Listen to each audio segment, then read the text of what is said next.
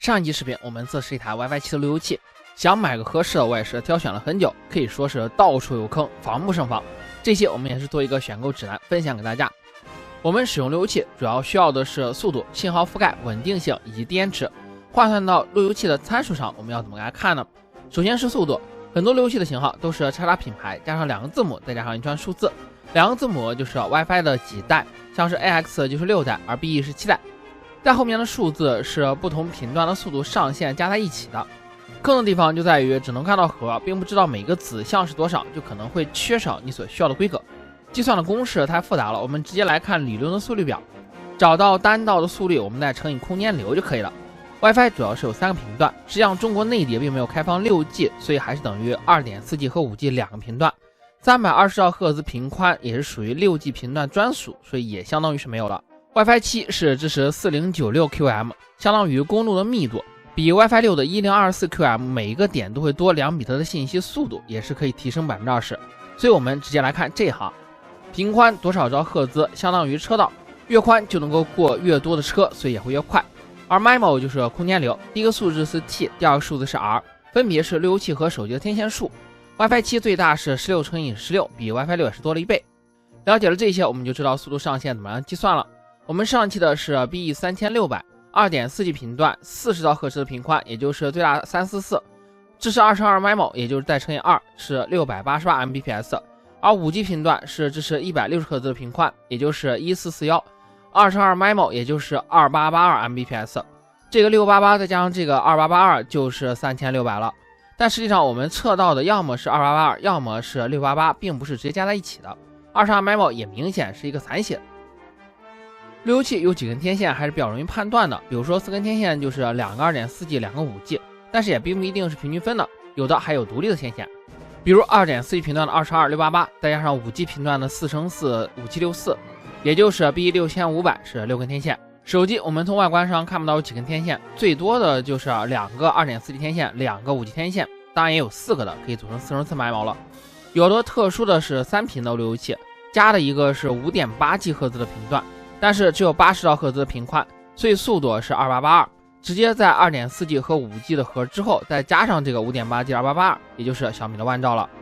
所以我们买路由器要看的并不是 B 后面的数字是多少，而是不同频段之下支持的 MIMO 和频宽是多少，一般在详情里面是有的，这样子就可以确保跑满你所有需要设备的最高的规格。2.4G 频段一般来说40兆赫兹频宽，2×2 MIMO 1096QM 就已经够用了，也就是572 Mbps。4×4 4096QM 当然是最好，也就是最大的1376。5G 最低是2×2 MIMO 160赫兹频宽4096QM， 也就是2882，最好是4×4 MIMO， 也就是5764。第二个坑就是信号的覆盖。我们上一期视频实测的 WiFi 7是领先 WiFi 6很多的，这其实并不是带的问题，而是我家里用的是华为 AX3， 它缺少 5G 的放大器，所以 5G 的穿墙效果就会很差，而高端的 WiFi 6有更强大的放大器，也就不会出现这个问题。任何一代的路由器里面也是千差万别的，所以要看信号的覆盖能力，我们还得去看它有几个信号的放大器，尤其是 5G 频段是非常容易衰减的。而在入门级产品里面可以说全是坑，你都不知道钱省在了哪儿，刚好省在了刀刃上呢，就会影响你的体验。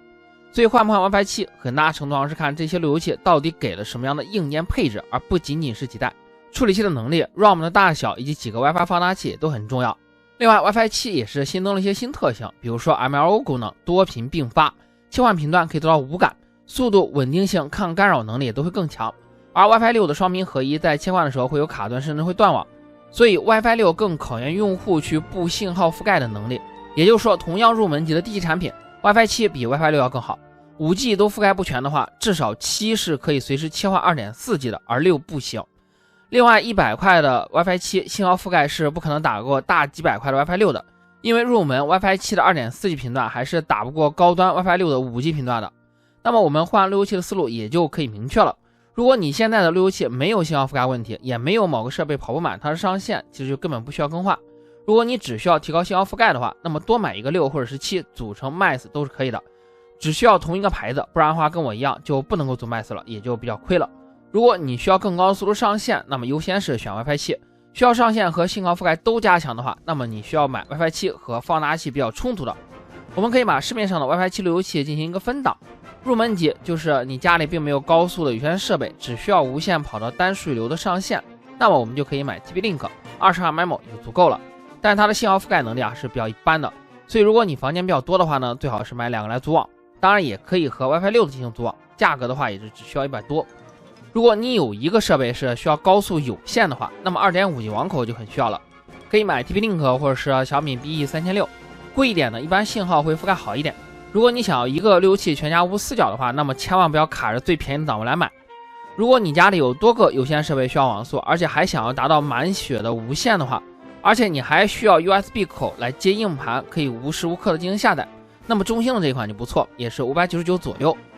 基本上我们居家的所有的需求都已经是满足了。如果你还想要一步到位，直接确保能够跑满一切的设备，那么最低的话是小米 BE7000，最好的话是万兆，价格的话也要上1000了。